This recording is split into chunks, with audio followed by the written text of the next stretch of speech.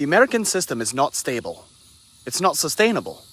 And despite the flashy lights, record stock market highs, and manufactured optimism, deep inside, everyone knows something is deeply wrong. The truth is, we're not avoiding collapse. We're mid-collapse. What we're witnessing now is a slow motion fall cushioned only by illusion, distraction, and digital dopamine.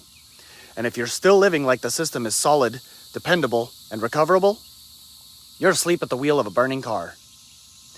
Let's start with the basics. The United States government is over $34 trillion in debt. That's not just a number. That's more than the entire US GDP. That means if we took everything the country makes in a year, every product, every service, every paycheck, every transaction, and gave it to the federal government, it still wouldn't cover the debt. And worse, we're borrowing just to pay the interest. In 2024, we passed $1 trillion per year in interest payments alone.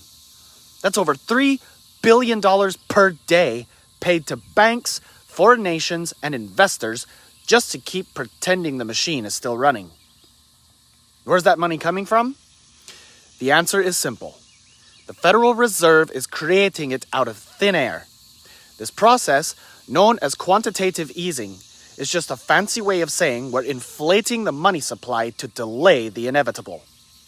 It's modern alchemy. But unlike ancient gold, this alchemy decays value. It dilutes every dollar in your bank account. Since 2020 alone, over 40% of all US dollars in existence were printed. Let that sink in.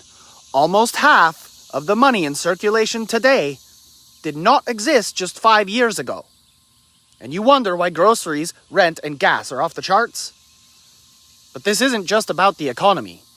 The entire governmental structure is built on sand. Congress is dysfunctional. Executive agencies operate like private kingdoms. Lobbyists write the laws, and both political parties are little more than competing brands of the same broken oligarchy. We don't have representation. We have regulatory capture. Just look at how banks write banking laws, how Big Pharma funds the FDA, how defense contractors shape foreign policy. The military-industrial complex isn't a conspiracy theory, it's a business plan, and every war, every conflict, every arms deal is profit. Then there's the dollar itself. Once, the undisputed king of global trade. But now, BRICS nations, Brazil, Russia, India, China, and South Africa are actively moving to de-dollarize. They're building alternatives to SWIFT. They're trading oil in yuan. They're launching gold-backed settlement systems.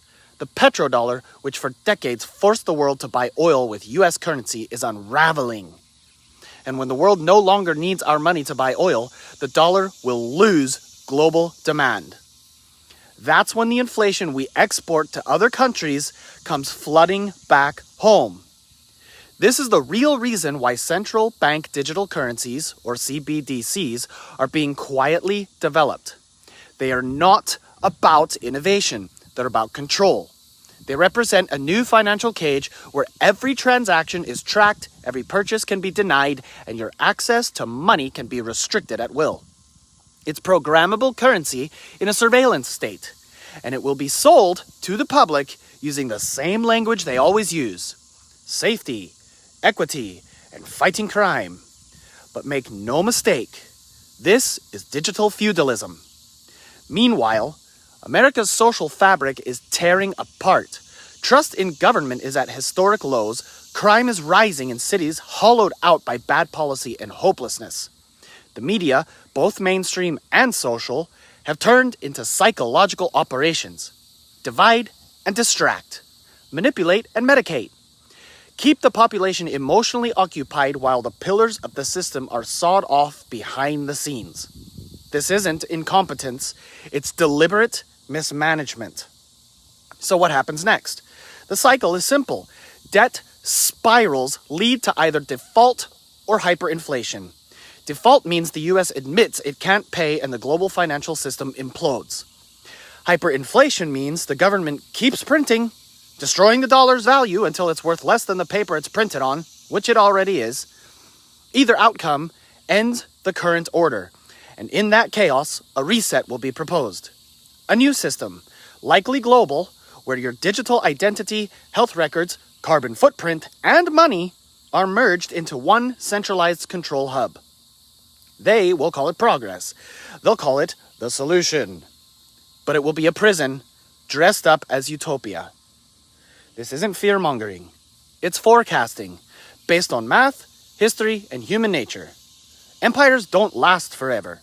Currency systems collapse every few generations. Governments rot under the weight of their own corruption. We're not special. We're just next. So what can you do?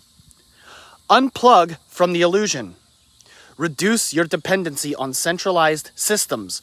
Learn a trade. Grow your own food. Build a network not of followers but of real allies. Move towards sovereignty, not comfort. Build parallel systems, decentralized tech, barter, off-grid living, local food co-ops. Because when the collapse hits, and it will, the ones who survive and thrive will not be the ones who had the most dollars. They will be the ones who stopped believing the dollar was their god. Wake up. The empire is falling. Don't get crushed underneath it. Be the fire that rises from the ashes.